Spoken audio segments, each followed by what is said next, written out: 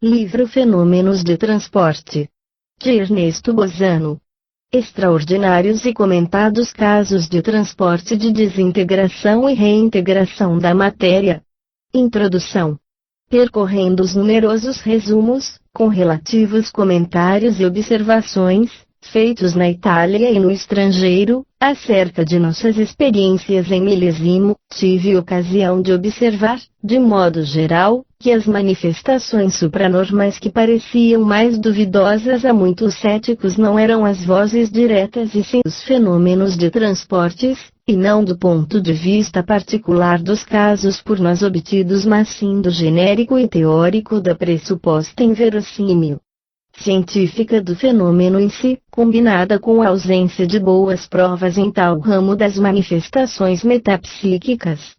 E o que mais me impressionou foi a circunstância de que entre os que se declaravam teoricamente incrédulos se achavam eminentes personalidades científicas pertencentes ao movimento metapsíquico, personalidades que, desde muito, haviam aderido à interpretação espirítica de muitas manifestações mediúnicas. Era, pois, natural que as observações expostas me levassem a refletir sobre as causas que determinavam tal estado de incipiente ceticismo em torno da existência real de uma categoria de fenômenos supranormais que, longe de serem raros, eram assaz frequentes na casuística metapsíquica, fenômenos que investiguei durante um decênio com 2 médiuns privados notáveis, obtendo, pessoalmente, absoluta certeza de sua realidade. Ora, eu verifiquei que a causa única desse persistente ceticismo em relação aos casos de transportes residia no fato de que ninguém jamais pensou em recolhê-los, classificá-los e analisá-los em uma monografia especial, pois, embora existissem numerosos casos do gênero, obtidos nas condições de manifestação incontestável, esses se achavam de tal forma dispersos em livros e revistas que ficaram ignorados a grande maioria dos cultores das pesquisas psíquicas. Foram essas considerações que me induziram a publicar uma primeira monografia de ensaios sobre os fenômenos de aporto e de asporto, da qual fossem excluídos, e isto a fim de eliminar todas as possibilidades de fraude, todos os casos obtidos em plena obscuridade, com exceção dos em que os objetos transportados tivessem sido pedidos e designados, no momento, pelos experimentadores ou que, por outros motivos, bem definidos, excluíssem, igualmente, toda prática fraudulenta, casos todos que reuniram a primeira categoria dos fenômenos em exame, para depois passar a uma segunda categoria em que se contivessem os casos de transportes obtidos em plena luz. Rejubilo-me com essa rigorosa limitação de casos obtidos em condições de excluir qualquer suspeita de fraude, suspeita dificilmente eliminável nos casos conseguidos em plena obscuridade, sem as condições expostas. Rejubilo-me, repito, porque assim agindo, deverei chegar a vencer a perplexidade de alguns eminentes homens de ciência, especialmente dos representantes das ciências físicas, os quais, calculando a enorme quantidade de energia necessária à obtenção dos fenômenos da desintegração molecular de um objeto qualquer, achavam impossível que tal soma de energia pudesse ser fornecida pelos médiuns, sem refletir que, aqui, não se trata de energia física mas de energia psíquica, cuja potencialidade todos nós ignoramos. Entretanto, querendo ajudar-nos a compreender,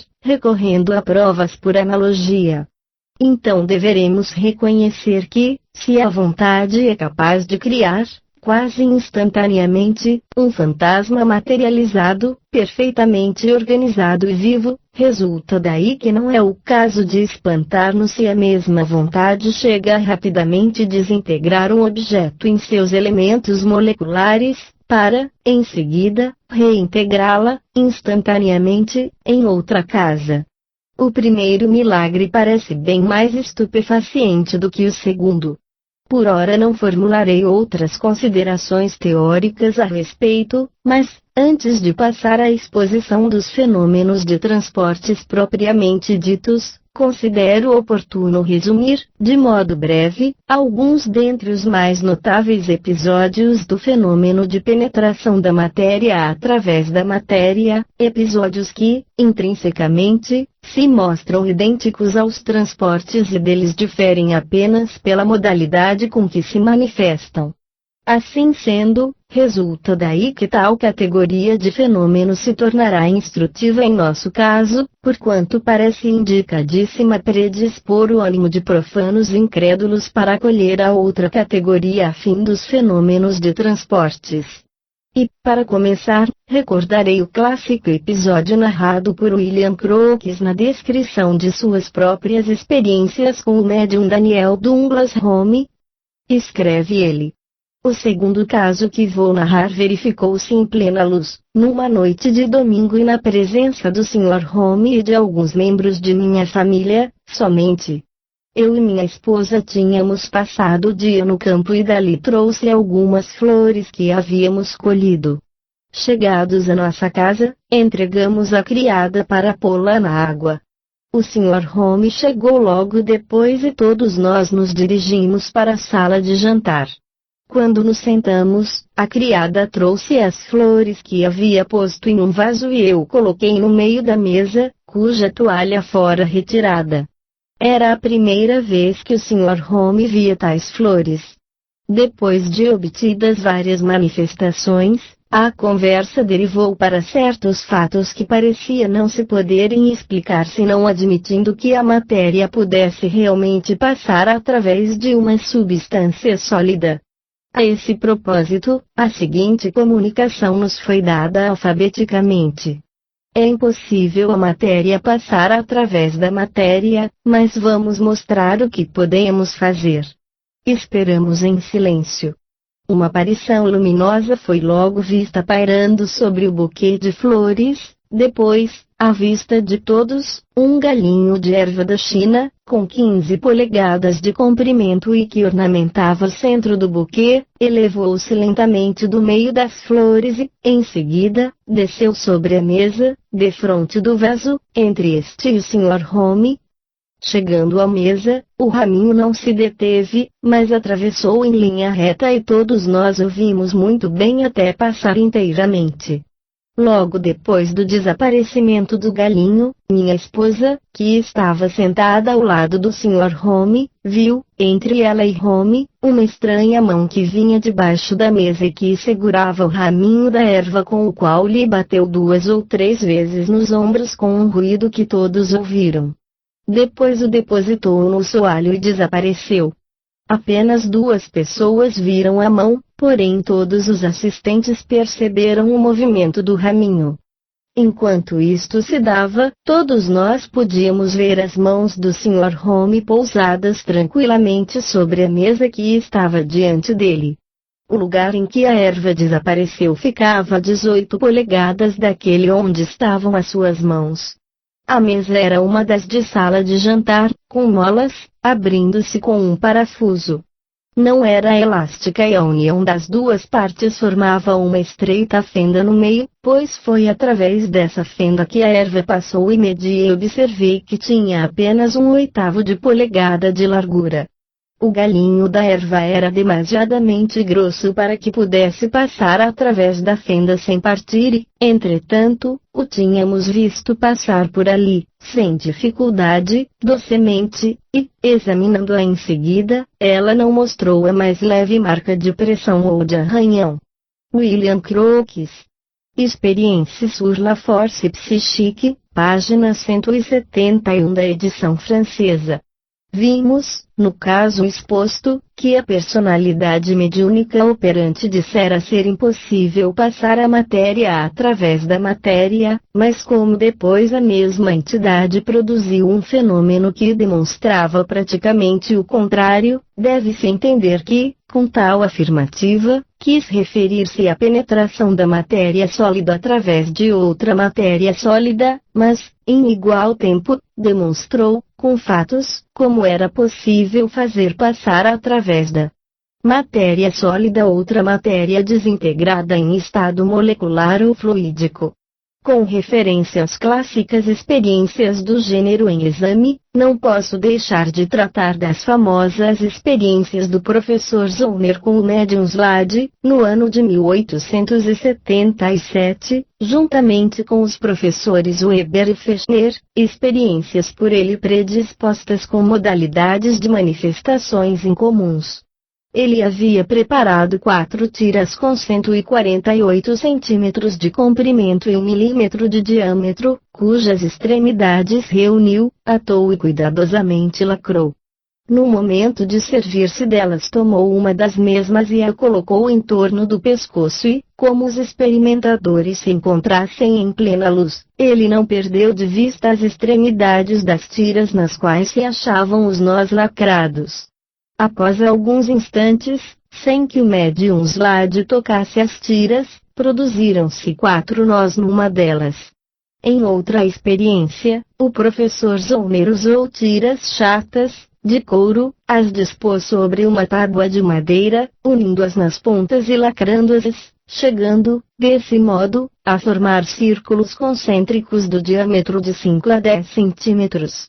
Logo em seguida colocou sobre elas as suas próprias mãos e bem pronto sentiu um sopro frio e também que as tiras se mexiam debaixo de suas mãos, enquanto as mãos do médium se achavam a 30 centímetros de distância e permaneciam imóveis. 3 minutos após, Zollner retirou as mãos e verificou que as tiras de couro estavam entrelaçadas umas às outras, formando 4 nós.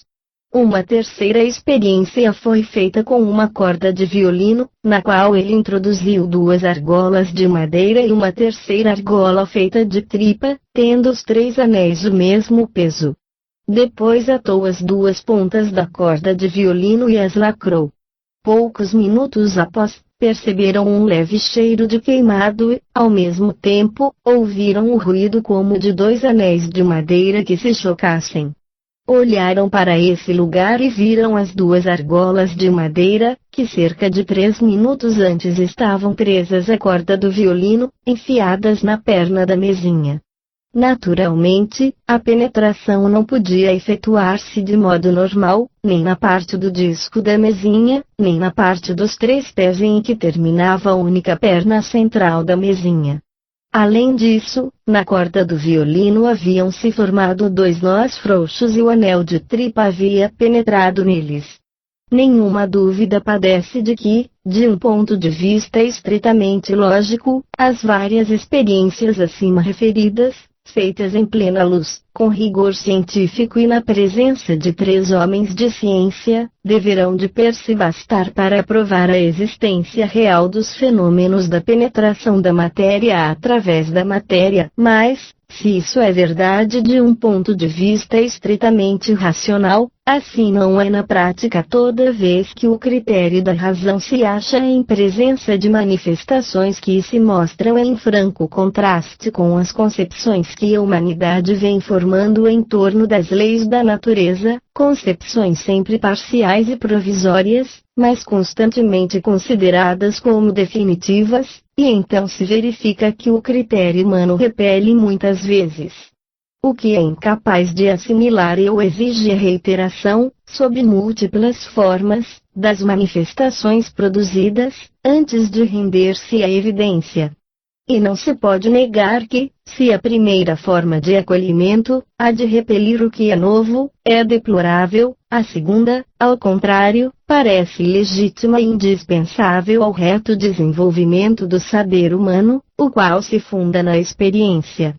Em suma, se pessoalmente é lícito ser lógico conceder pronto e justo valor a fatos bem verificados, embora isolados, não deve ser mais assim quando se trata de consagrar oficialmente o grande alcance dos mesmos.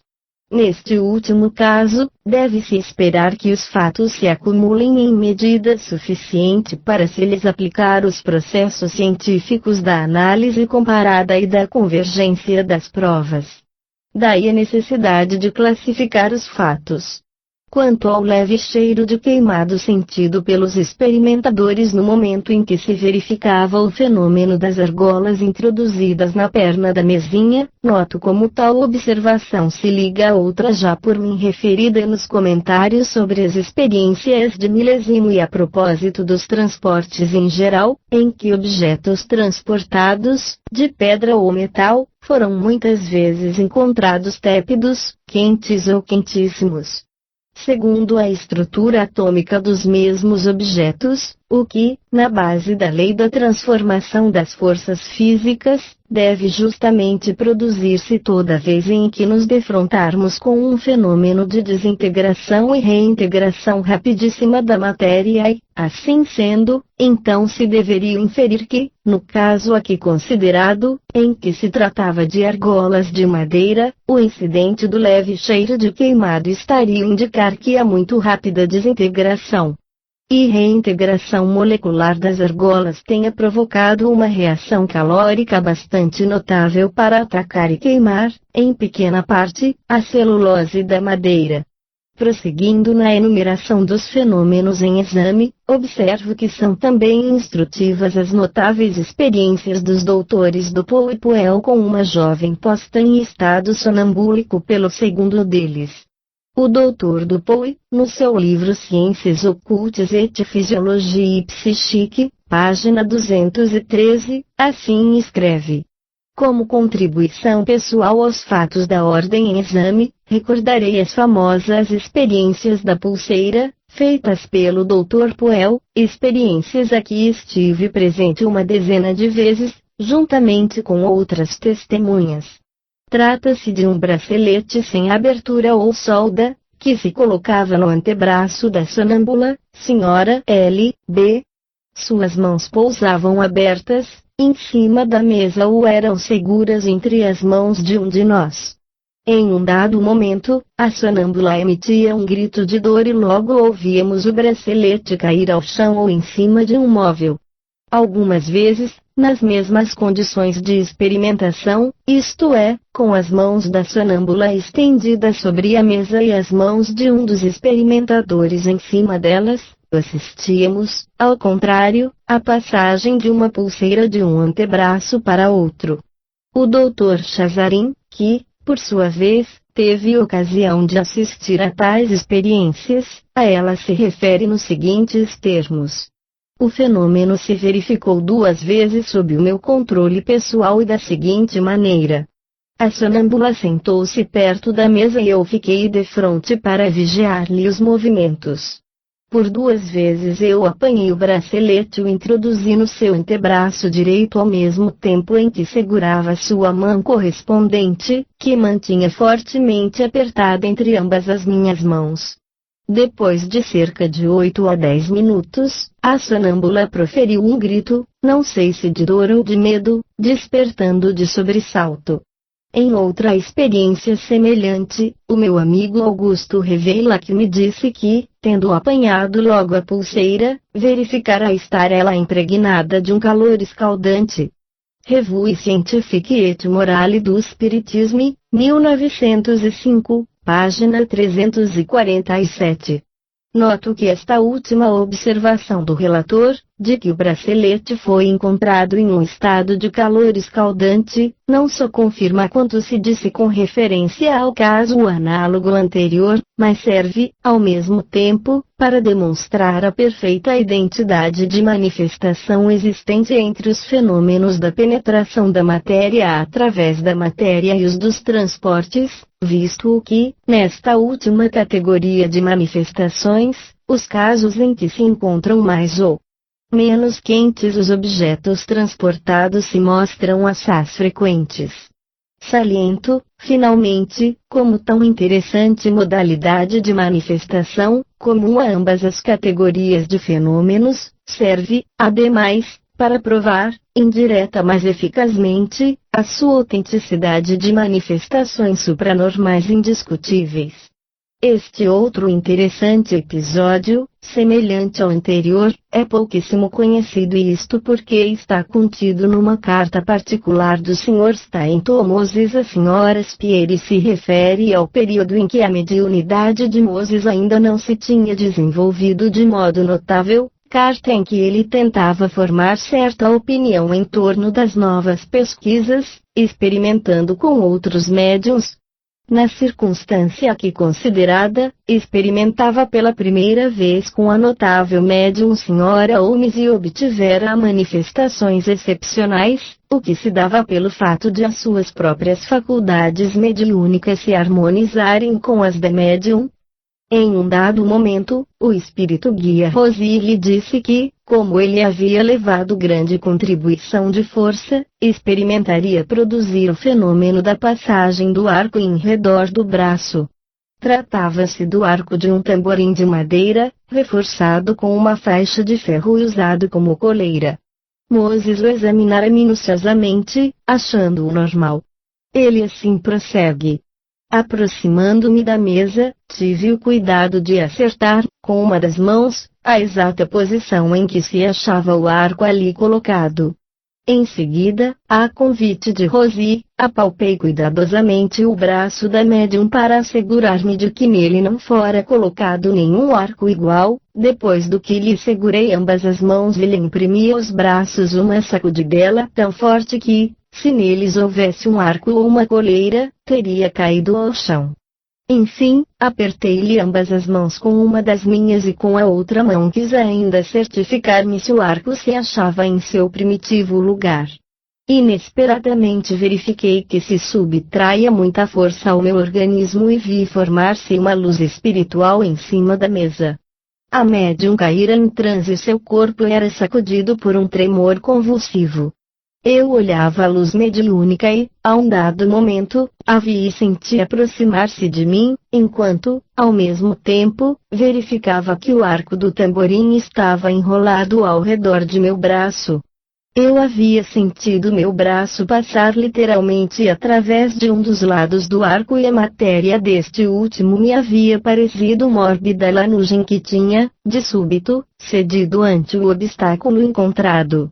Mal se produzir o fenômeno, senti que o lado da penetração do arco se tornara madeira dura. E eis que me achei com o arco do tamborim em torno de meu braço, ao passo que, com ambas as mãos, segurava as da médium.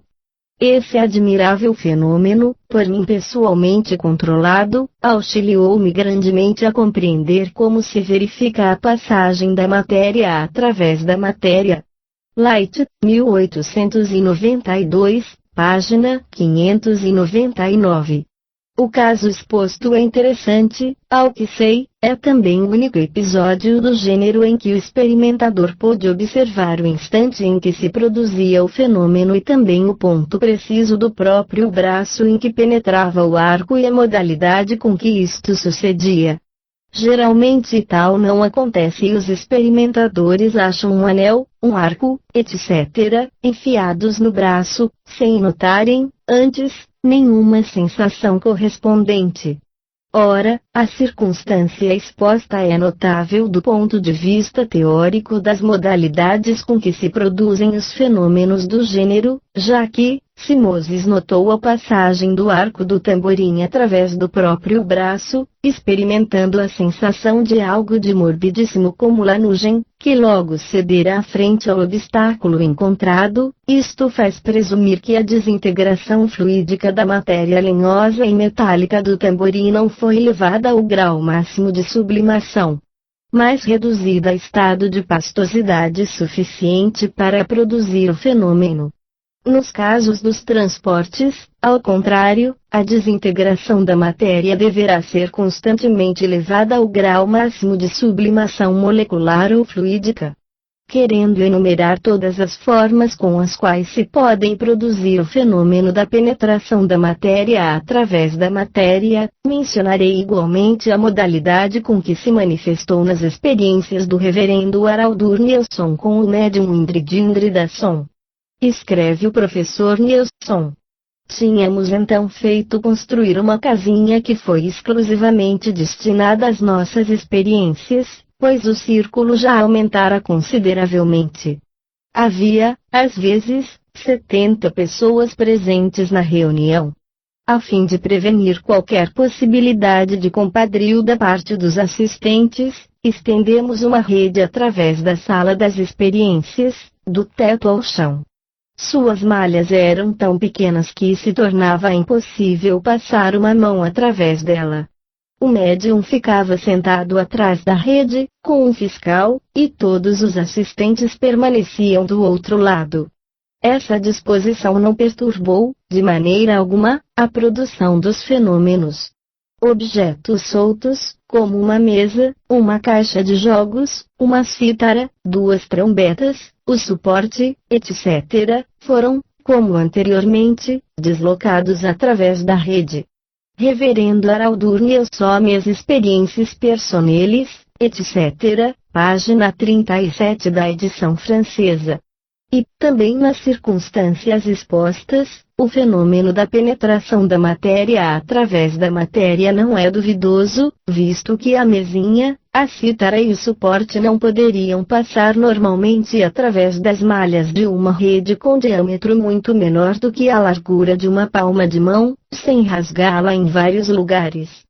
Resulta daí que o fenômeno se torna também interessante de um outro ponto de vista e é o caso estupefaciente de uma vontade subconsciente ou extrínseca que chega a desintegrar os fios tesos de uma rede para depois reintegrá-los exatamente nos mesmos lugares. Termino esta breve enumeração dos casos típicos, relativos aos fenômenos em exame, narrando um episódio assaz maravilhoso na aparência, mas, na realidade, não mais extraordinário do que os outros, aparência, porém, que deu causa a uma polêmica instrutiva na revista que o publicou, durante a qual surgiram alguns teoristas que logo adivinharam que o relator se deixara enganar.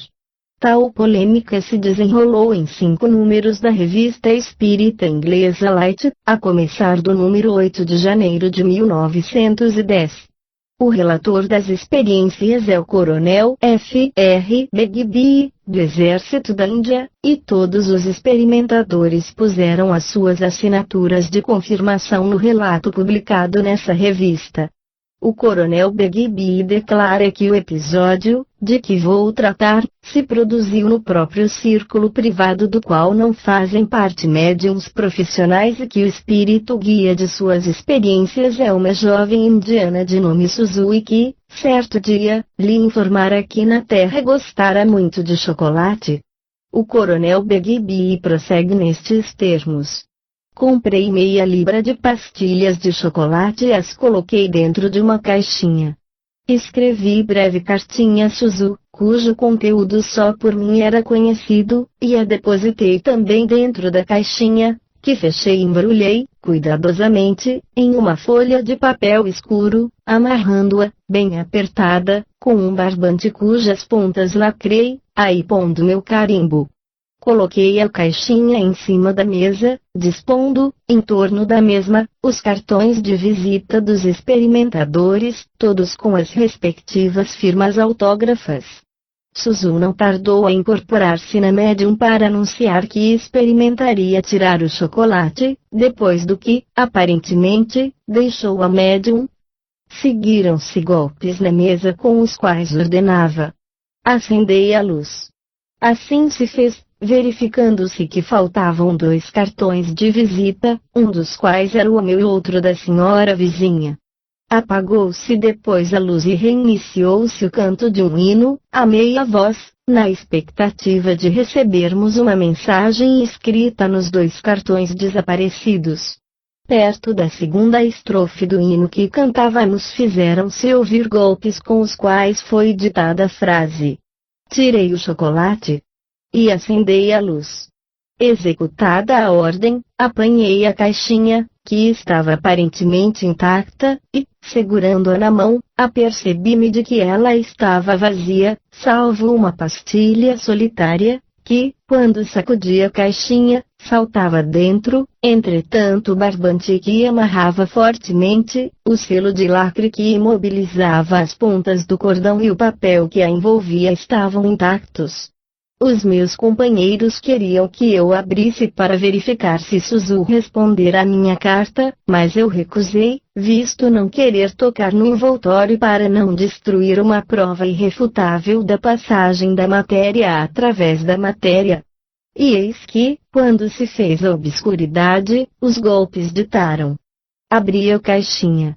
Acendei a luz. Com verdadeira relutância decidi-me a cortar o barbante e a retirar o envoltório de papel. Quando abri a caixinha fiquei surpreso ao verificar que o meu cartão de visita, com a minha assinatura, se achava dentro dela, o que no mesmo estava escrita uma comunicação de Suzu. Ao contrário, a carta, por mim escrita e colocada dentro da caixinha, não foi encontrada nem dentro nem fora.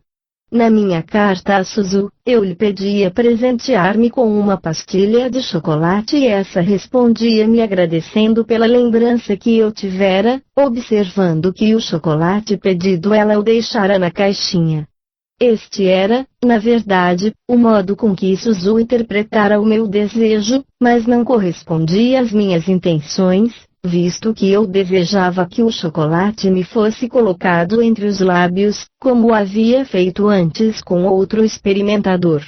Resumindo, nesse extraordinário episódio, achamo-nos em face ao caso de uma caixinha contendo meia libra de chocolate, por mim cuidadosamente enrolada numa folha de papel escuro e fortemente amarrada em cruz, com um barbante cujas pontas foram devidamente fixadas, seladas com lacre, timbradas, dentro da qual foram desmaterializados e depois transportados os chocolates, assim como a carta ali colocada.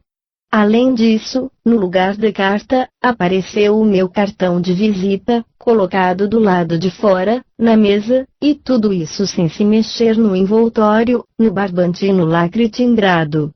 O fenômeno parece de tal modo maravilhoso que não há possibilidade de se poder explicá-lo a não ser admitindo-se a intervenção de uma entidade espiritual extrínseca ao médium e aos presentes.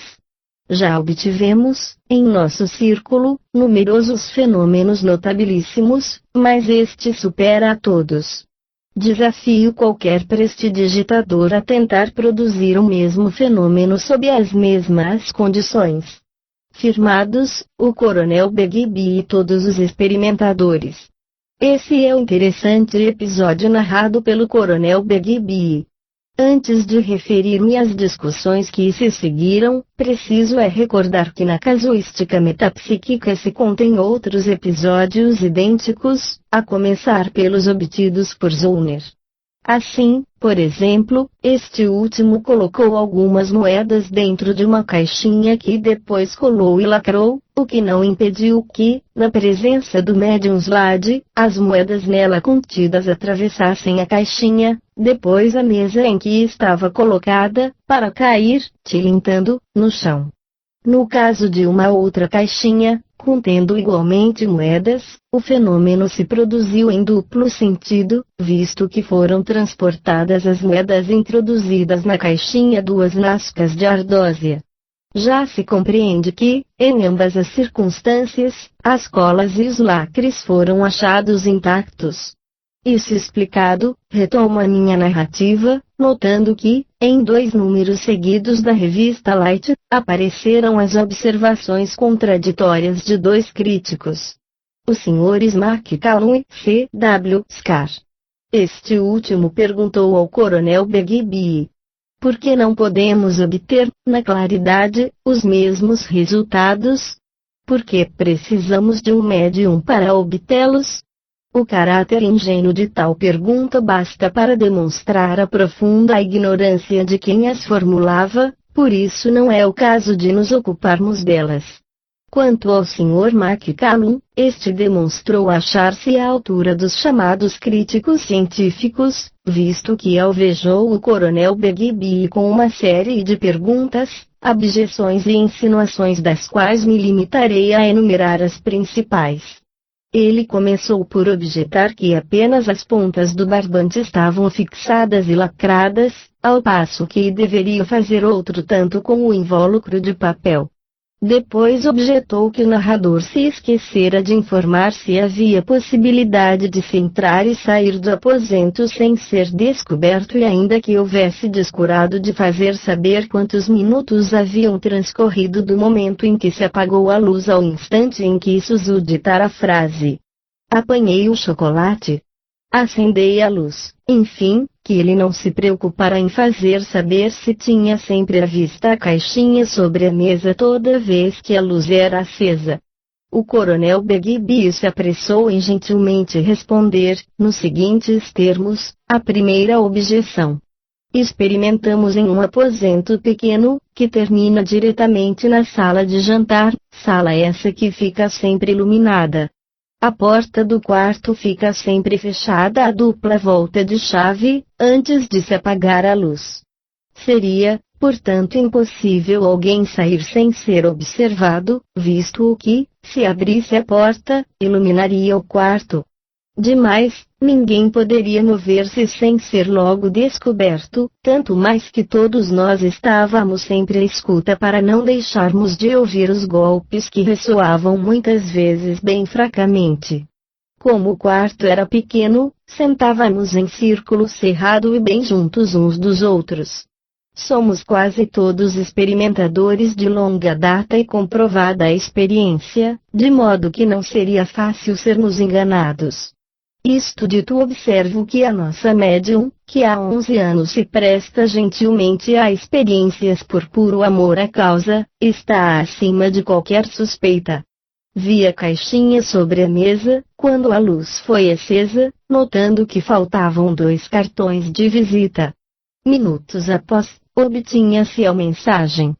Tirei o chocolate. Acendei a luz.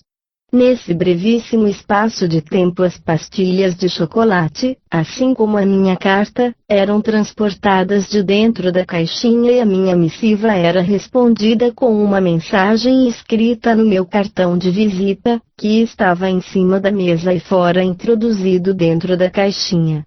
Noto, finalmente, que a circunstância de Suzu ter respondido à minha carta demonstra que a leu, em plena escuridão. Também o Sr. McCallum seria capaz de ler no escuro? O Sr. McCallum respondeu reconhecendo que devia excluir-se a possibilidade de alguém ter saído do quarto para ajeitar, em outra parte, a caixinha e repô-la no lugar, acrescentando, porém, que, para ler a carta e respondê-la, não era preciso sair, visto que a médium poderia ter lido no pensamento do coronel Begbie. Quanto à afirmação acerca de os experimentadores se sentarem em um círculo fechado, ele não estava em posição de comentá-lo, porquanto o relator não havia fornecido o diâmetro do mesmo círculo.